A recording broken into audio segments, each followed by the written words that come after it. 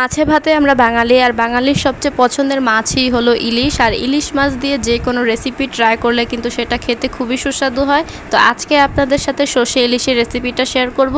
আশা করি আজকের ভিডিও আপনাদের ভালো লাগবে। ভালো লাগলে অবশ্যই লাইক কমেন্ট শেয়ার করে দিবেন এবং আমার পেজে ফলো দিয়ে দিবেন। ইউটিউব থেকে দেখে থাকলে অবশ্যই আমার চ্যানেলে সাবস্ক্রাইব করে দিবেন। আর বেশি কথা না বাড়িয়ে আমরা মূল ভিডিওতে চলে যাই। প্রথমেই একটি পাতিলে পরিমাণ মতো পেঁয়াজ দিয়ে নিতে হবে, আর পেঁয়াজের পরিমাণটা অবশ্যই বেশি হতে হবে। এর মধ্যে আমরা দিয়ে দিলাম সামান্য পরিমাণ লবণ দিয়ে কিছুক্ষণ নাড়াচাড়া করলে এ থেকে একটু পানি বের হবে এবং তাড়াতাড়ি পেঁয়াজটা ভাজা হবে। তো এরপর আমরা পরিমাণ মতো তেল দিয়ে নিলাম। সর্ষে ইলিশ রান্না করার সময় পরিমাণের থেকে একটু বেশি তেল দিলে কিন্তু খাবার সময় খুবই ভালো লাগে, একটা তেল ভাব থাকে। তো পরিমাণ থেকে একটু বেশি তেল দেওয়ার চেষ্টা করবেন। পেঁয়াজটা ভালো মতো ভাজা হয়ে গেলে এখন আমরা সর্ষে বাটাটা ব্যবহার করব। এখানে আমি সর্ষেটাকে ব্লেন্ডার করে নিয়েছি, আপনারা চাইলে শিলপাটাও বেটে নিতে পারেন, যার যেভাবে সুবিধা।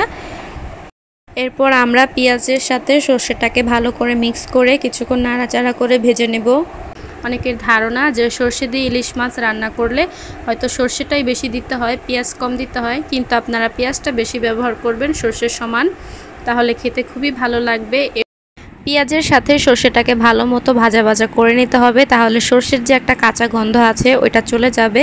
ভাজা হয়ে যাওয়ার পর এখানে আমরা কষানোর জন্য অল্প পরিমাণে পানি ব্যবহার করব।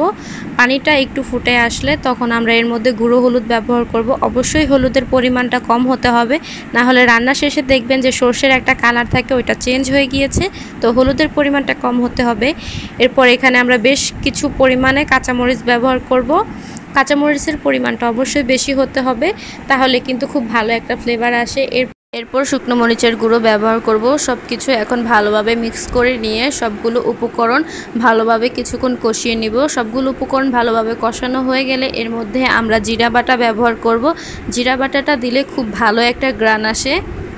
এখন সবগুলো মশলা ভালো করে মিক্স করে নিয়ে মশলাগুলোকে আবারও কিছুক্ষণ কষিয়ে নিতে হবে। কষানো হয়ে গেলে এর মধ্যে আমরা পরিমাণ মতো পানি দিয়ে দিব।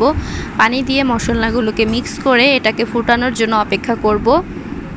আমি কিন্তু খুব সহজভাবে ঘরোয়া মশলা দিয়ে সব রান্না করে থাকি। আমি কিন্তু এক্সট্রা কোনো মশলা ব্যবহার করিনি। এক্সট্রা কোনো মশলা ছাড়া কিভাবে মজা করে রান্না করবেন সেই টিপসগুলোই এখন আপনাদেরকে দিব। এখানে আপনারা কিছু বিষয় মাথায় রাখবেন, যেমন এই রেসিপিতে আপনারা পেঁয়াজটা একটু বেশি ব্যবহার করবেন, কাঁচামরিচটা ফ্লেভারের জন্য একটু বেশি ব্যবহার করবেন। এরপর এখানে হলুদের গুঁড়োটা কম ব্যবহার করতে হবে, মরিচের গুঁড়োটা কম, তেলের পরিমাণটা একটু বেশি দিতে হবে। এইসব বিষয়গুলো মাথায় রেখে যদি রান্না করেন তাহলে আপনার রান্না হবে পারফেক্ট এবং খেতেও খুব ভালো হবে। পানিটা যখন ফুটে যাবে তখন এর মধ্যে আমরা মাছ দিয়ে দিব।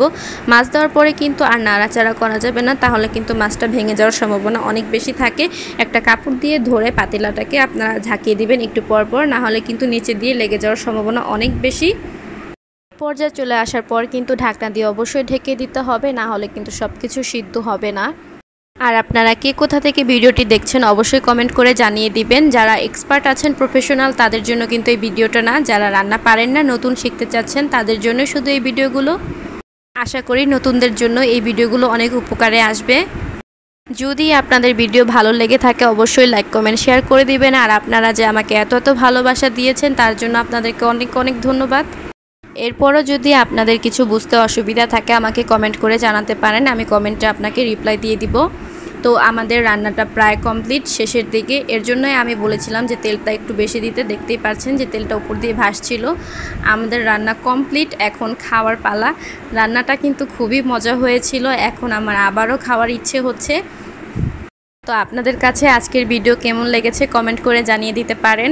তো সবাই ভালো থাকবেন, নতুন একটি ভিডিওতে আবারও দেখা হবে। আল্লাহ হাফেজ।